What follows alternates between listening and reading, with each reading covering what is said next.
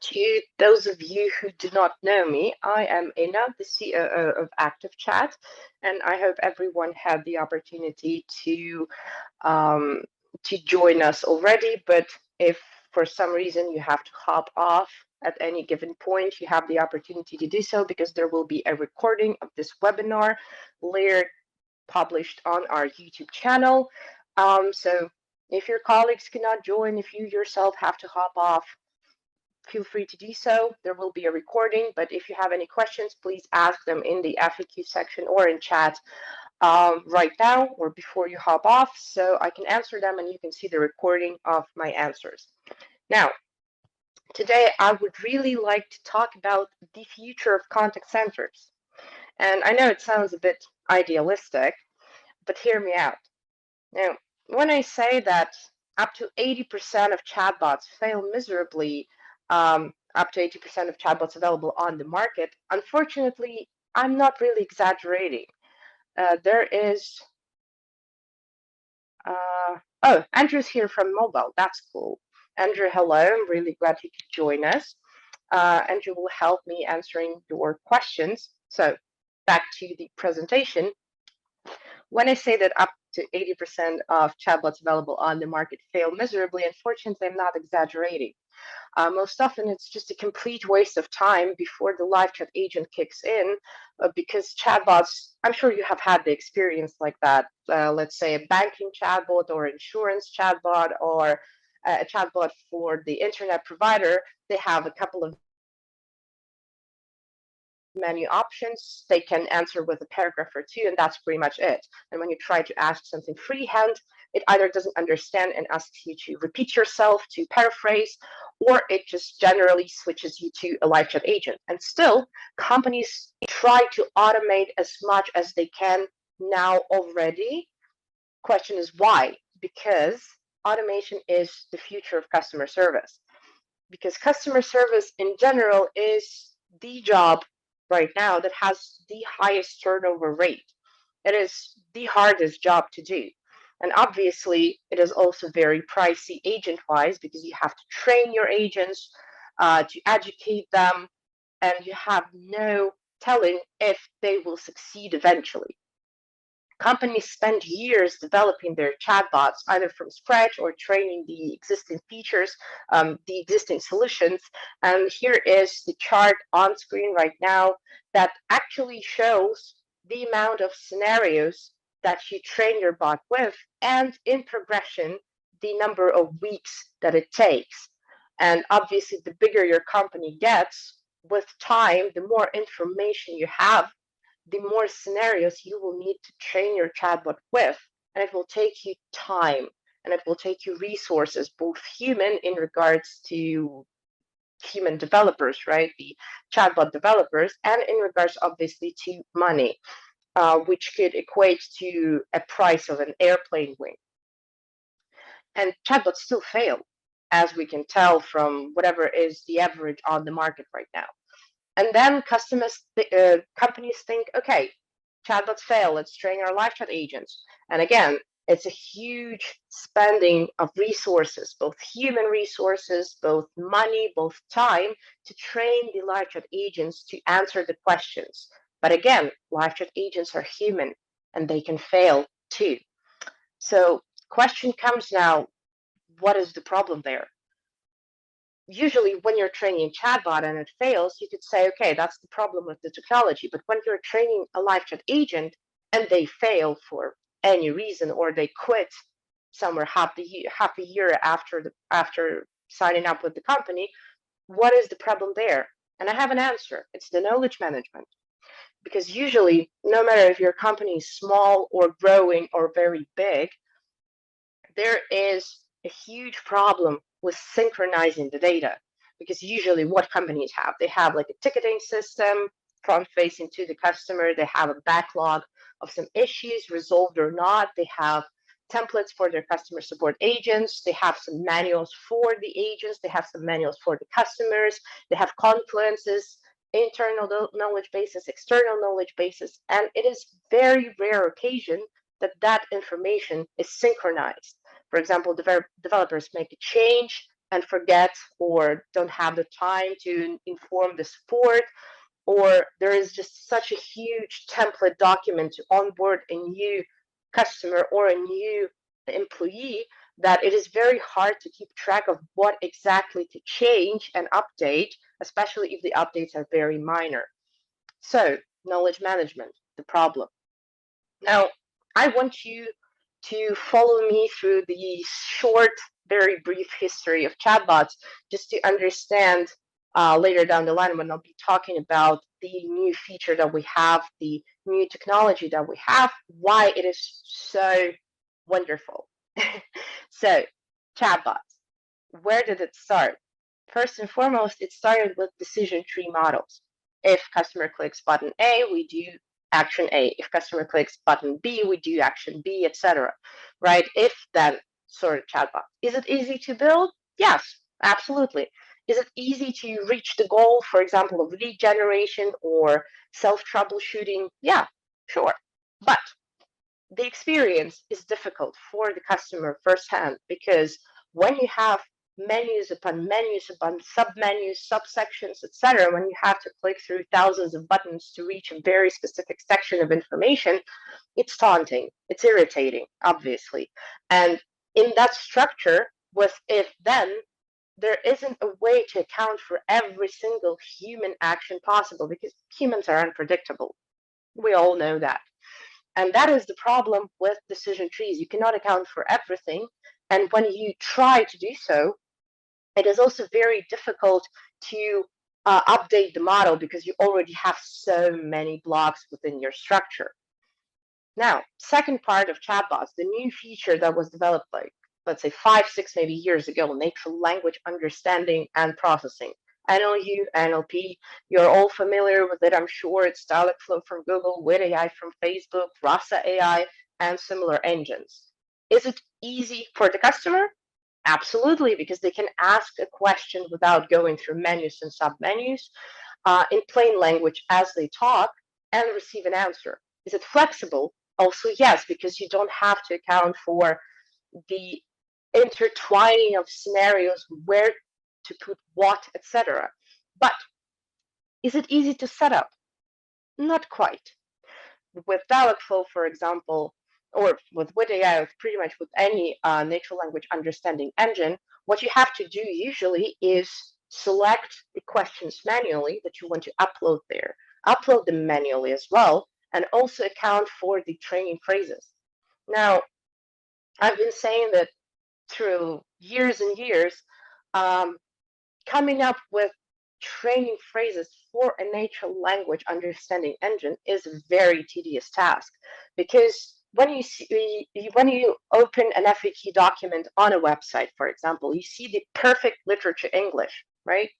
No one talks like that. But obviously, when we train the natural language understanding, we usually dismiss completely the fact that people do not actually talk in proper English. And that's not to mention not only English, there could be many more languages there. There could be dialects, there could be slangs, etc. So we don't account for that, and it takes us time to understand how our customers are actually talking and what they're talking about. Same thing, we can think that they will ask this, but they will ask something different that we didn't account for. So is it easy to train? Mm-mm. Even with the insights feature that we've added, it makes life ultimately easier, yes, but still it's a manual process. And it is especially hard when your company is growing. For example, we have a law company, this was law advisors from the UK, that have something around, by the way, I think someone from their team is actually today on the webinar, so please correct me if I'm wrong, but I think you have around 1,710. And that's a lot. That's a lot of scenarios to keep track of, to update when necessary. It's a tedious process. So what do we do with that? What's the solution? Combine and rule? Yes, that was the approach that we were taking across the previous couple of years. We take the utterance, we understand the intent, we add a skill to it to automatically understand what the customer is talking about, add some piece of automation to that to enhance, to empower the answer and get the value. But still, it's a lot of manual process, isn't it? And eventually, especially as your company grows, you end up with something like this. And I'm sure a lot of you could recognize what I'm actually talking about. Um, yep, I see some agreement in the chat. That's good. That's good. So this is actually the structure that I'm scaring our customers off with very often to kind of lead them to using NLP rather than scenario building, because eventually, especially when you're editing something, it'll all turn into a huge mess. It's just a spider, basically. Now, we are reaching the third era of chatbot development, chatbot features, the natural language generation.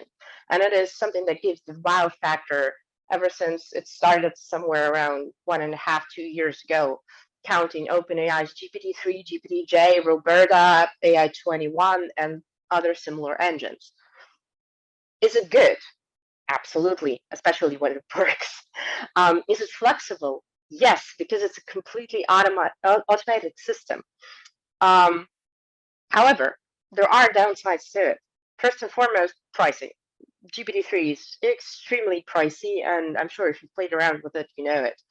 Second of all, it's hard to follow scenarios with it because it's a completely independent system that requires still human supervision, especially with GPT-3.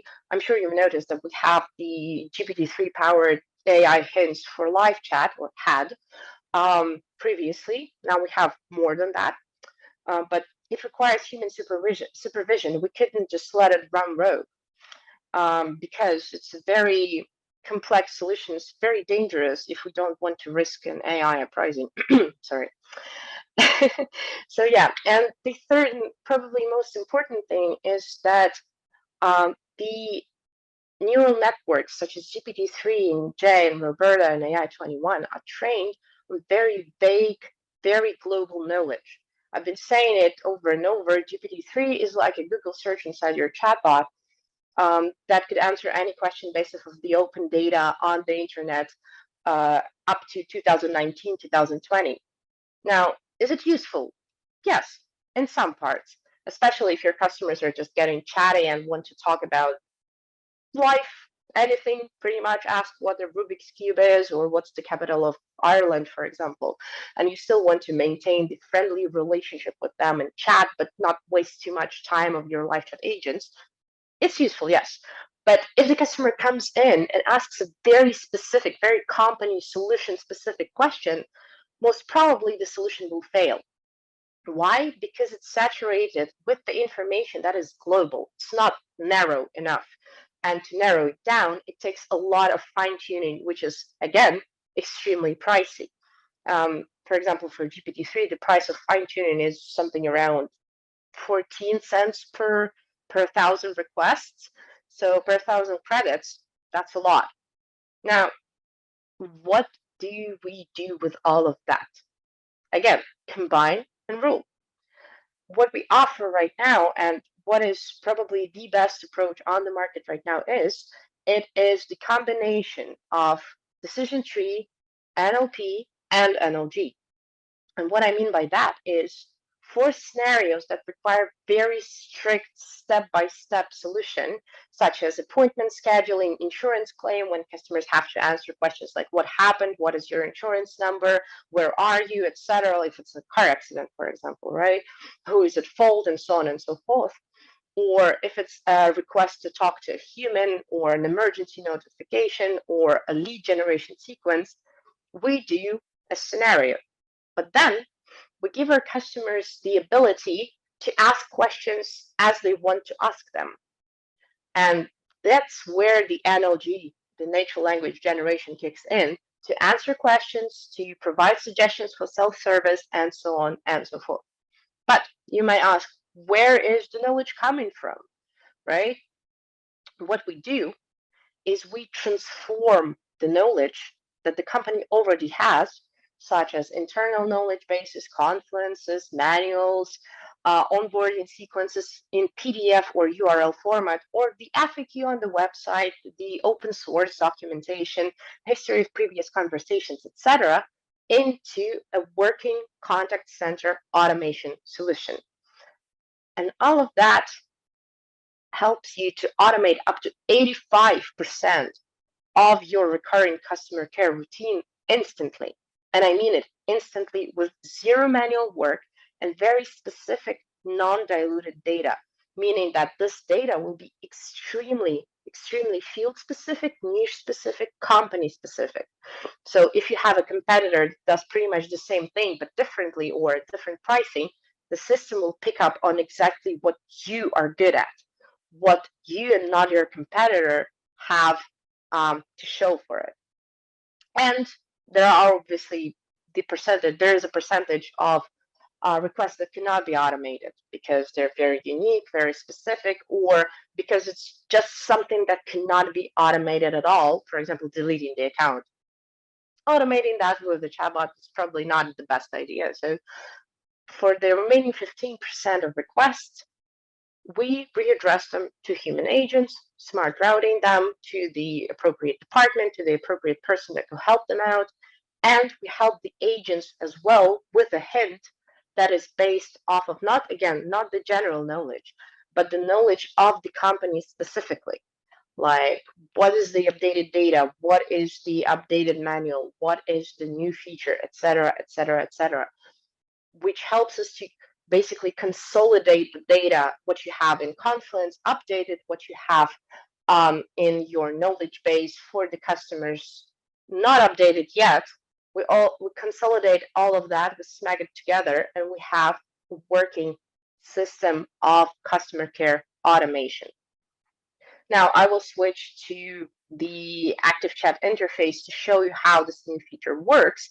But actually, this slide really sums it up very in a good way, because this is pretty much everything you have to do. Let me just open a random bot on my Activechat page, and I'll show you how it works. For example, I will open our own customer support bot, and in the automation section of your bot, in the knowledge section here, what you can see is the interface for the new feature. We have a link to our own website. We have a link to the manual.activechat.ai, so our documentation. Basically, all you have to do to add something or to start off is add a link. I will just duplicate something like app@activechat.ai just to save myself some time. It gives me a prompt to retrain the model to activate. Also tells me that it needs update, and I will click the button, train the model. That's it. 2 buttons. That's everything. Literally everything you have to do. Now imagine going through the entire FAQ section and manually inputting every single question that you have there, and then coming up with like 5 to 10 training phrases, and compared to this, what's easier? Depending on the volume, it will take from half an hour to, let's say, 12, maybe 24 hours.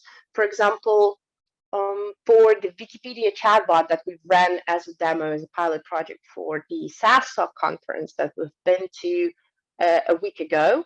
It's a major SaaS conference in the world of IT generally, and it's been happening in Dublin in Ireland.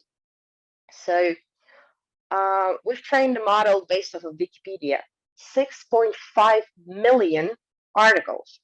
It took us less than 48 hours for 6.5 million articles, and again, only 2 buttons to press.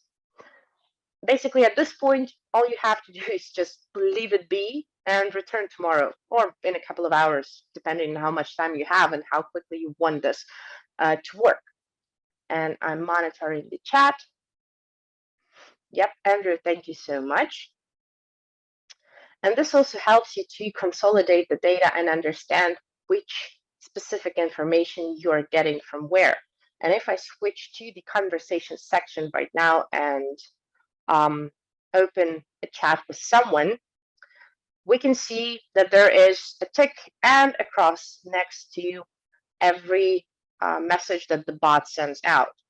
Now, this is the automated scenario, but generally when you're talking, when you are, for example, here, I'm a chatbot developed by Activechat team. I think it's an appropriate response. So when it is an automated response coming from the AI engine, I can fine-tune it by clicking either a tick then yes, I approve of this response. But if I think that this response is incorrect, I can click across and add a link to the very specific piece of information, such as a specific FAQ article within your documentation, to narrow down the information and to point the bot into the right direction if it gets something wrong. If it, for example, is an unupdated piece of information that it gives out and we already have the updated version on our website or something like that. And that's pretty much it in regards to fine-tuning, which is, by the way, free of charge within Activechat, which is also an upside compared to, say, GPT-3. Now, easy, isn't it?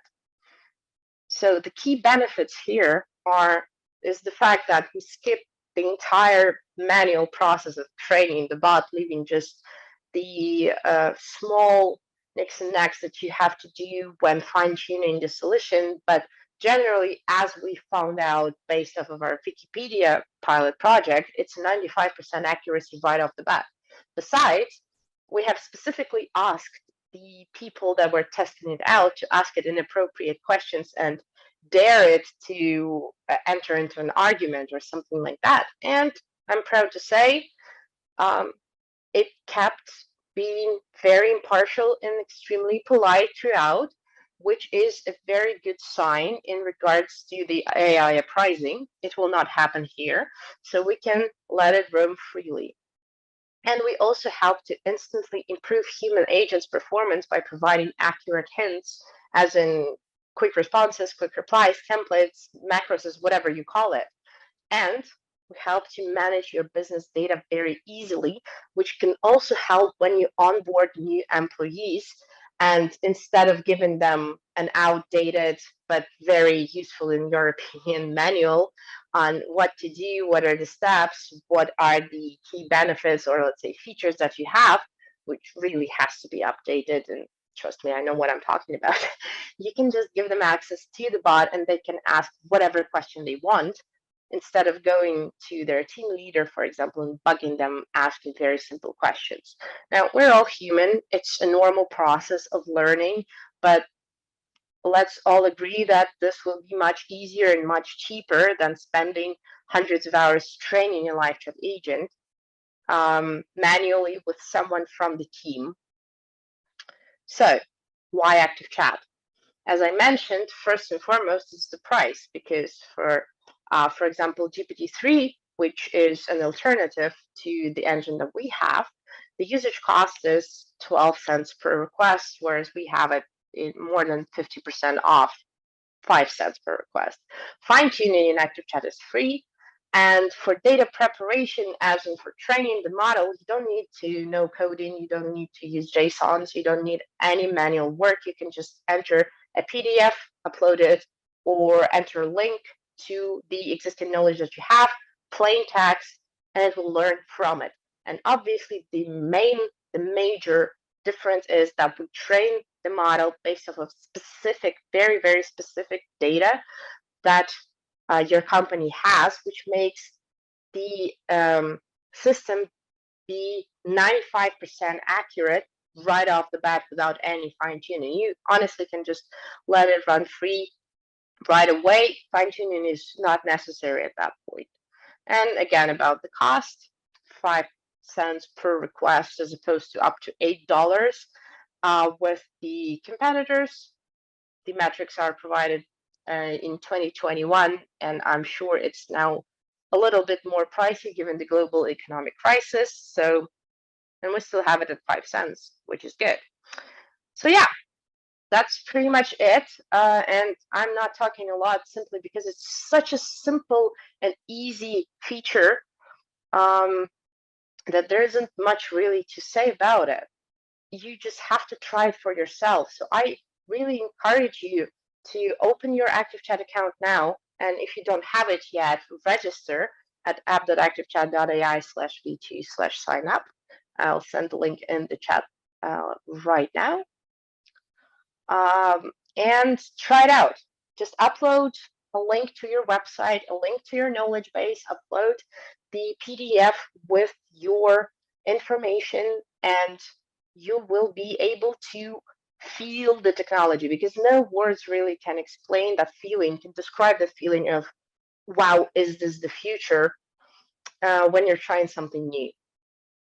So that's pretty much it. And I will just try to find a way to promote you to the panelist role, Andrew. Um, but I have to say, given the fact that I am sitting from your account right now, I'm not sure I will be able to do so. Um, okay, allowed to talk, Andrew? Yeah, hi. Can you hear me? Yep. Cool. Thank you. Actually, I managed to listen it from the beginning to the end from my mobile. My apologies to everyone attending the webinar today. We have a power outage here. You know, working from a country at war is definitely has disadvantages. So my apologies for this. Anyway, Ina told everything that I planned to say and even more. Thank you so much for this. You are welcome again to try this feature. Once you create a new bot with a new default template, this feature will be in your accounts. You have, like usual, 2 weeks to try every feature. We provide 2,000 requests for free for every new bot created during these trials. So please let us know what do you think about this, and feel free to ask any questions in the email to ask@activechat.ai. Again, thank you so much for attending the event today. Ina, thank you so much for your presentation. If you have any questions, we will stay here for a couple of minutes more to answer the questions. And if you have anything, just go ahead. Ina, I cannot see the questions, so if you tell me give if me there a are any. second. Yeah, Jean, thank you. Thank you. I can see the Activechat is awesome. Thank you so much.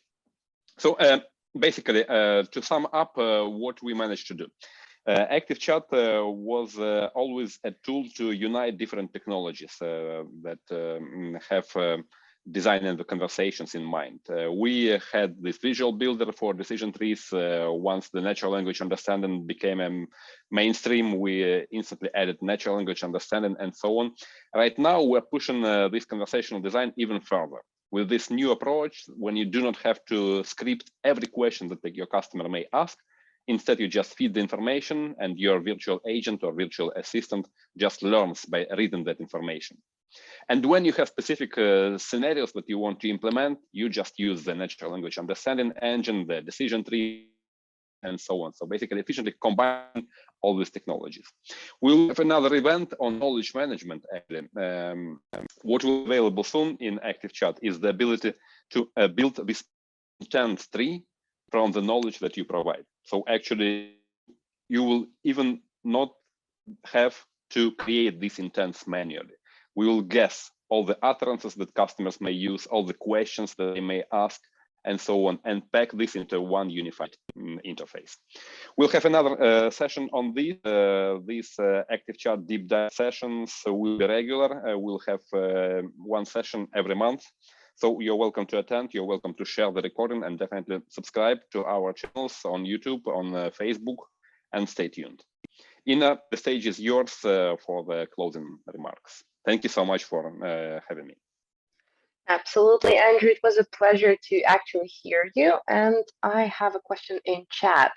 Sounds very good. Would it work with the current chatbot that has been using intents, and how would they interact? Or is it better and cleaner to have a completely new bot? Let me answer this. This is more like a technical question. In the new templates, if you create a new bot from a new template, you can see that the structure of the default skill is slightly different. So this can definitely work with all of the existing bots. You will need to make some changes to the default skill, and you can take this new template skill as an example of this. So basically, to access this feature, you have just to use the JSON block to trigger a specific endpoint in Activechat. We will add a specific block for this soon, but we couldn't wait to release this feature for general public, so we decided to go with the simple JSON block for now. And also, you can definitely switch to go to bot settings and switch the natural language generation engine from GPT-3 to custom model. And that will enable these AI hints in the live chat, which will get the information not from GPT, as they did before, but on this new model that we created for you.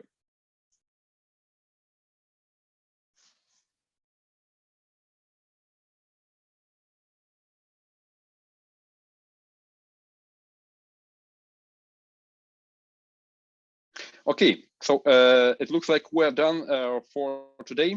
Again, thank you everyone for attending. The recording will be shared in the email. And please let us know what you built with Activechat. Thank you. Yeah, Have a absolutely. great I time. would love to see what you build and poke your bots around. And actually, if you want your bots to be featured on our website, please do hit me up with the link and a couple of words of description. I'll show you the template, how to phrase it, and we will be more than happy to put you up as a use case on our website so that people visiting activechat.ai will be able to also poke your bot around. That will help with promoting your products as well and help us to showcase what we can do on the practical use case. Sorry for repetition. So feel free to hit me up with the links to your bots. And review us on G2. We'll send Yeah, the that link. too. We need more reviews on G2. We believe we have a cool product. So if you do think so, or even if you don't, we want you to be Honest. So leave us a review. Yeah. So please leave us a review on Capterra, on G2, anywhere. We'll be sending the link soon. Thank you, guys. Yep. Have a great time. Thank you Bots. so much, and stay safe, build bots, and have a beautiful day. Talk to you again soon.